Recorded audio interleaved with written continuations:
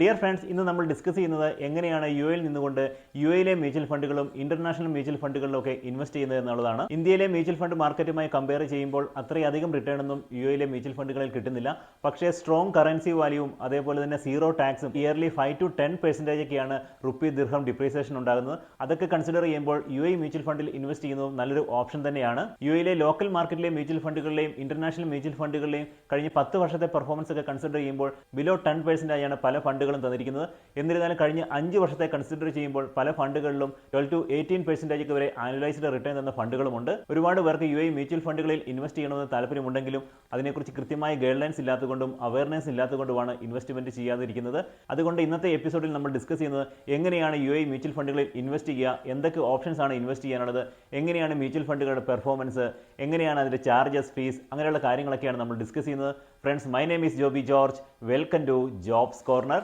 നമുക്കറിയാം, Indian mutual ഫണ്ടുകളിൽ invest ചെയ്യാൻ ഒരുപാട് ഓപ്ഷൻസ് ഉണ്ട്. വളരെ ഈസി ആയിട്ട് ഓൺലൈനായിട്ട് തന്നെ നമുക്ക് ഇൻവെസ്റ്റ്മെന്റ് സ്റ്റാർട്ട് ചെയ്യാൻ സാധിക്കുന്നതാണ്. എന്നാൽ സാധാരണ റീറ്റെയിലേഴ്സിന് യുഎഇ മ്യൂച്വൽ ഫണ്ടുകളിൽ ഇൻവെസ്റ്റ് ചെയ്യാനുള്ള ഓപ്ഷൻസ് അത്രയധികം ഇല്ല. ഫസ്റ്റ് ആൻഡ് ബെസ്റ്റ് ഓപ്ഷൻ എന്ന് പറയുന്നത് യുഎയിലെ ലീഡിംഗ് ബാങ്കുകളായ Emirates, NBD, Mashreq, FAB, RAK Bank, ADCB ഇങ്ങനെയുള്ള ബാങ്കുകൾ വഴി ഇൻവെസ്റ്റ് ചെയ്യുക എന്നുള്ളതാണ്. അതാണ് ഏറ്റവും സേഫ് ആയിട്ടുള്ള ഇൻവെസ്റ്റ്മെന്റ് മെത്തേഡ് എന്ന് പറയുന്നത്. എന്നാൽ ഇതിലെ ഡ്രോബാക്ക് എന്ന് പറയുന്നത് മിനിമം ഇൻവെസ്റ്റ്മെന്റ് എമൗണ്ട് ആണ്. 2000, 5000 ഇങ്ങനെയൊക്കെയാണ് മിനിമം ഇൻവെസ്റ്റ്മെന്റ് വാല്യൂസ് വരുന്നത്. അത് സാധാരണ റീറ്റെയിലേഴ്സിനെ സംബന്ധിച്ചോളം കുറച്ച് ബുദ്ധിമുട്ടാണ്.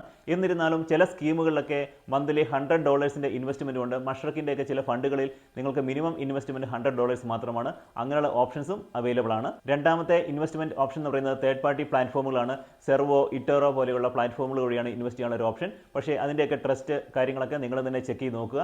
മൂന്നാമത്തെ ഓപ്ഷൻസ് എന്ന് പറയുന്നത് licensed individual mutual fund distributors ആണ്. ലൈസൻസ് ഉള്ള പേഴ്സണൽ ഡിസ്ട്രിബ്യൂട്ടേഴ്സ് ഉണ്ടാവും. അവരെ സമീപിച്ചും മ്യൂച്വൽ ഫണ്ടുകളിൽ ഇൻവെസ്റ്റ് ചെയ്യാൻ സാധിക്കുന്നതാണ്. ഇനി ഈ മ്യൂച്വൽ ഫണ്ടുകളിൽ ഇൻവെസ്റ്റ് ചെയ്യുമ്പോൾ ചാർജസ് എന്തൊക്കെയാണെന്ന് നോക്കാം. പ്രധാനമായും 3 ചാർജുകളാണ് വരുന്നത്. എൻട്രി ഫീസ് വരുന്നുണ്ട്, ഓൺ ഗോയിങ് ഫീസ് ഉണ്ട്, അതേപോലെ ആനുവൽ മാനേജ്മെന്റ് ഫീസുമാണ് വരുന്നത്.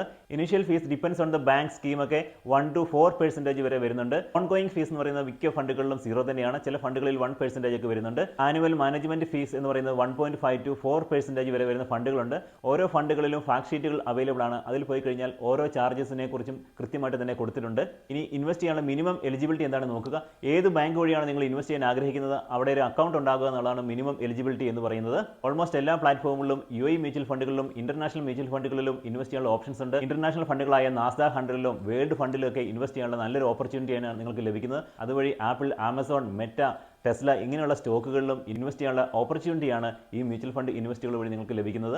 അപ്പോൾ ഇത്രയൊക്കെ കാര്യങ്ങളാണ് യുഎയിൽ നിന്നുകൊണ്ട് യുഎഇ മ്യൂച്വൽ ഫണ്ടുകളിലും ഇന്റർനാഷണൽ മ്യൂച്വൽ ഫണ്ടുകളിലും ഇൻവെസ്റ്റ് ചെയ്യുന്നതിനെ കുറിച്ച് പറയാനുള്ളത്. ഇനി ബാങ്കുകളുടെ കുറച്ച് മ്യൂച്വൽ ഫണ്ട് സ്കീമുകളെ കുറിച്ചും കുറച്ച് സ്കീമുകളുടെ പെർഫോമൻസിനെ കുറിച്ചും ഡീറ്റെയിൽ ആയിട്ട് സ്ക്രീനിൽ കാണിച്ചു തരാം. അപ്പോൾ യുഎയിലെ ചില ലീഡിംഗ് ബാങ്കുകളുടെ മ്യൂച്വൽ ഫണ്ടുകൾ നമുക്ക് ചെക്ക് ചെയ്യാം. ഏറ്റവും ആദ്യം എമിറേറ്റ്സ് എൻബിഡിയുടെ ഫണ്ടുകളൊന്ന് ചെക്ക് ചെയ്ത് നോക്കാം. എമിറേറ്റ്സ് എൻബിഡി മ്യൂച്വൽ ഫണ്ട് എന്ന് ഗൂഗിളിൽ സെർച്ച് ചെയ്താൽ തന്നെ എമിറേറ്റ്സ് എൻബിഡിയുടെ അസറ്റ് മാനേജ്മെന്റ് വെബ്സൈറ്റിലേക്ക് പോകുന്നതാണ്. ഇവിടെ എല്ലാ ഫണ്ടുകളുടെയും ഡീറ്റെയിൽ കൊടുത്തിട്ടുണ്ട്. നിങ്ങൾക്ക് ഫിൽട്ടർ ചെയ്യണമെങ്കിൽ asset location, equity, fixed income, fund of funds, global fund, അങ്ങനെ ഏതാണ് വേണ്ടത് അത് നിങ്ങൾക്ക് വേണമെങ്കിൽ സെലക്ട് ചെയ്യാം. ഈ ഫണ്ടുകളുടെയൊക്കെ ഡീറ്റെയിൽസ് അറിയണമെങ്കിൽ ഇവിടെ ഈ ഫാക്ട് ഷീറ്റിൽ ക്ലിക്ക് ചെയ്ത് കഴിഞ്ഞാൽ നിങ്ങൾക്ക് ഡൗൺലോഡ് ചെയ്യാൻ സാധിക്കുന്നതാണ്. ആ ഫണ്ടിൻ്റെ എല്ലാ ഡീറ്റെയിൽസ് നമുക്ക് അവിടെ നിന്ന് കിട്ടുന്നതാണ്. ഇനി ഫസ്റ്റ് അബുദാബി ബാങ്കിൻ്റെ മ്യൂച്വൽ ഫണ്ടുകൾ ചെക്ക് ചെയ്യുകയാണെങ്കിൽ ഇവിടെയും ഇതേപോലെ ഫിൽട്ടർ ചെയ്യാനുള്ള ഓപ്ഷൻസ് ഒക്കെ ഉണ്ട്. ഏത് കറൻസി വേണമെങ്കിലും നിങ്ങൾക്ക് സെലക്ട് ചെയ്യാം. USD, AED കറൻസികളിലുള്ള ഇൻവെസ്റ്റ്മെൻ്റ് ഉണ്ട്. എല്ലാ ഫണ്ടുകളുടെയും ഡീറ്റെയിൽസ് ഇവിടെ കൊടുത്തിട്ടുണ്ട്. ഫാബ് മീന ഗ്രോത്ത് ഫണ്ട് എന്ന് പറഞ്ഞു കഴിഞ്ഞാൽ മിഡിൽ ഈസ്റ്റ് റീജിയണിലെ കമ്പനികളിലൊക്കെ ഇൻവെസ്റ്റ് ചെയ്യുന്നതാണ്.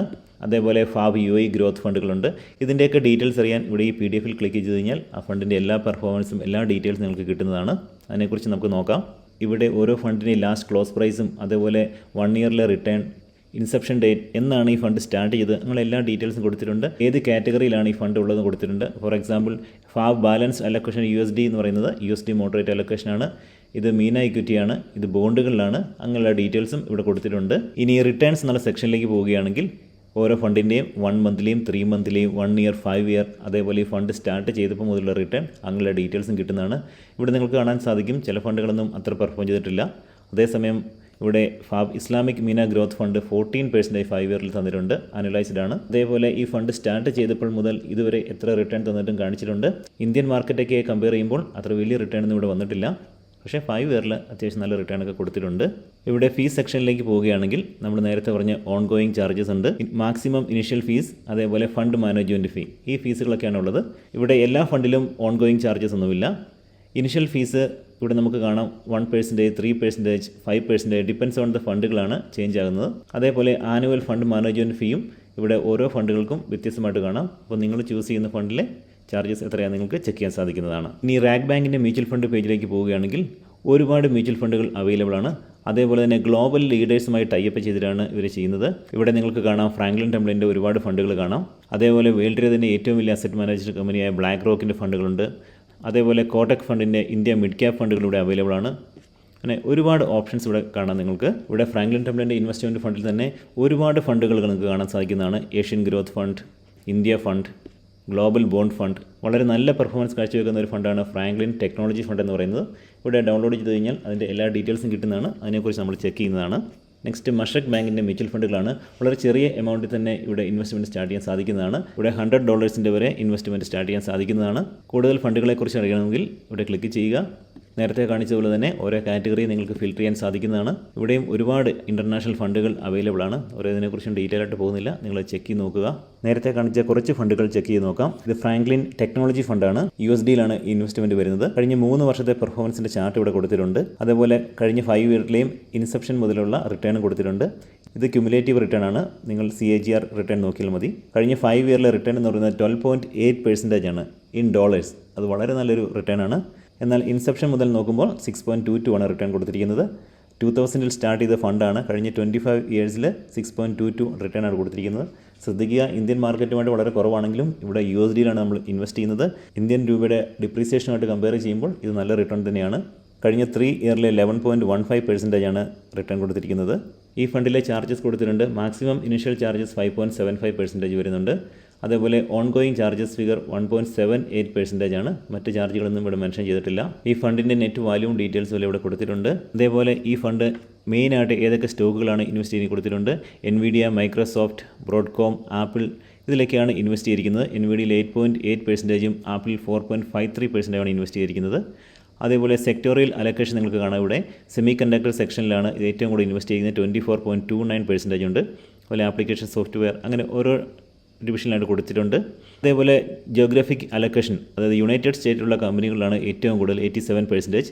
തായ്വാൻ, നെതർലാൻഡ്, കാനഡ ഇങ്ങനെ പല കൺട്രികളിലെ മാർക്കറ്റിൽ ഇൻവെസ്റ്റ് ചെയ്തിട്ടുണ്ട്. അതുകൊണ്ട് തന്നെ ഈ ഫണ്ടിൻ്റെ ഏറ്റവും വലിയ അഡ്വാൻറ്റേജ് നമുക്ക് ഓരോ കൺട്രിയിലെയും സ്റ്റോക്കുകളിൽ ഇൻവെസ്റ്റ് ചെയ്യുന്നതിന് പകരം ഓൾമോസ്റ്റ് വേൾഡ് വൈഡിലെ എല്ലാ നല്ല ടെക്നോളജി ഫണ്ടുകളിലും ഇൻവെസ്റ്റ് ചെയ്യാനുള്ള ഒരു ഓപ്ഷനാണ് ഈ ഫ്രാങ്ക്ലിൻ ടെംപ്ലിൻ ടെക്നോളജി ഫണ്ട് വഴി നമുക്ക് ലഭിക്കുന്നത്.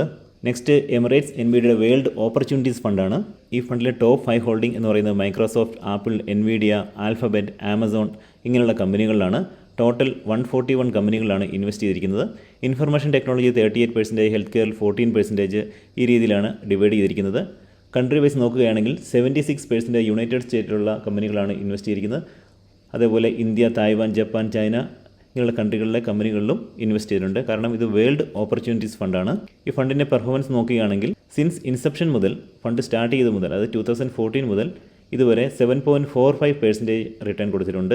കഴിഞ്ഞ 5 ഇയറിൽ നോക്കുമ്പോൾ 9.62% ആണ്. ഇതേപോലെ മന്ത്ലി പെർഫോമൻസും അങ്ങനെയുള്ള കാര്യങ്ങളൊക്കെ കൊടുത്തിട്ടുണ്ട്. ആനുവൽ മാനേജ്മെൻറ്റ് ഫീ കൊടുത്തിട്ടുണ്ട് 1.5% ആണ്. എൻട്രി ചാർജസ് അപ് ടു 5% ആണ് പറഞ്ഞിരിക്കുന്നത്. ഈ ഫണ്ടിനെ കുറിച്ചുള്ള കൂടുതൽ ഡീറ്റെയിൽ അറിയാൻ നിങ്ങൾ കംപ്ലീറ്റ് വായിച്ച് നോക്കുക. സമയക്കുറവുകൊണ്ടാണ് മുഴുവൻ പറയാത്തത്. ഇത് റാക് ബാങ്ക് വഴി കോട്ടക് മ്യൂച്വൽ ഫണ്ടുകളിൽ ഇൻവെസ്റ്റ് ചെയ്യുന്നതാണ്. ഇത് ഇന്ത്യ മിഡ് ക്യാപ് ഫണ്ടാണ്. ഇന്ത്യയിലെ മിഡ് ക്യാപ് ഫണ്ടുകളിലാണ് ഇത് ഇൻവെസ്റ്റ് ചെയ്യുന്നത്. ഇന്ത്യൻ മാർക്കറ്റിലാണ് ഇൻവെസ്റ്റ് ചെയ്യുന്നതെങ്കിലും ഈ ഫണ്ടിൻ്റെ പ്രത്യേകത ഇത് ഡോളേഴ്സിലാണ് ഇൻവെസ്റ്റ് ചെയ്യുന്നത്. ഈ ഫണ്ട് ഇൻവെസ്റ്റ് ചെയ്തിരിക്കുന്ന ടോപ്പ് 10 കമ്പനികളുടെ ലിസ്റ്റോടെ കൊടുത്തിട്ടുണ്ട്. ഫിനാൻഷ്യൽ സെക്ടറിലാണ് ഏറ്റവും കൂടുതൽ 18%. ഇവിടെ ഫണ്ടിൻ്റെ പെർഫോമൻസ് കാണിച്ചിട്ടുണ്ട്. 3 ഇയേഴ്സിൽ 8.81%, 5 ഇയറിൽ 19.29% ആണ് കൊടുത്തിരിക്കുന്നത്. ഈ ഫണ്ടിലെ മിനിമം ഇൻവെസ്റ്റ്മെൻറ്റ് എന്ന് പറയുന്നത് USD 500 ആണ്. ഇത് ഫസ്റ്റ് അബുദാബി ബാങ്കിൻ്റെ UAE ഗ്രോത്ത് ഫണ്ടാണ്. AEDയിലാണ് ഇൻവെസ്റ്റ് ചെയ്യുന്നത്. 10 ഇയറിലെ ആനുവലൈസ്ഡ് റിട്ടേൺ എന്ന് പറയുന്നത് 5.53 ആണ്.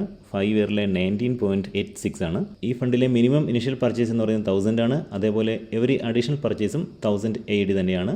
അപ്പോൾ എങ്ങനെയാണ് ഓരോ അസറ്റ് മാനേജ്മെൻറ്റ് കമ്പനിയുടെ വെബ്സൈറ്റിൽ നിന്നും ഫണ്ടിൻ്റെ ഡീറ്റെയിൽസ് ചെക്ക് ചെയ്യുന്നതെന്നും അതിൻ്റെ റിട്ടേൺസ് ഒക്കെ മനസ്സിലാക്കുന്നതെന്നും ചാർജസുകൾ മനസ്സിലാക്കുന്നതെന്നും നിങ്ങൾക്ക് കൃത്യമായി മനസ്സിലായി എന്ന് വിശ്വസിക്കുന്നു. ഇതേപോലെ കൂടുതൽ ഫണ്ടുകൾ ചെക്ക് ചെയ്ത് അതിൻ്റെ പെർഫോമൻസ് ഒക്കെ മനസ്സിലാക്കിയതിന് ശേഷം മാത്രം ഇൻവെസ്റ്റ്മെൻറ്റ് സ്റ്റാർട്ട് ചെയ്യുക. UAE നിന്നുകൊണ്ട് എങ്ങനെയാണ് UAE മ്യൂച്വൽ ഫണ്ടുകളിലും ഇൻ്റർനാഷണൽ മ്യൂച്വൽ ഫണ്ടുകളിലും ഇൻവെസ്റ്റ് ചെയ്യുന്നത് കൃത്യമായി നിങ്ങൾക്ക് മനസ്സിലായെന്ന് വിശ്വസിക്കുന്നു. ഇനിയും സംശയങ്ങളുണ്ടെങ്കിൽ കമൻറ്റ് ബോക്സിൽ ചോദിക്കുക.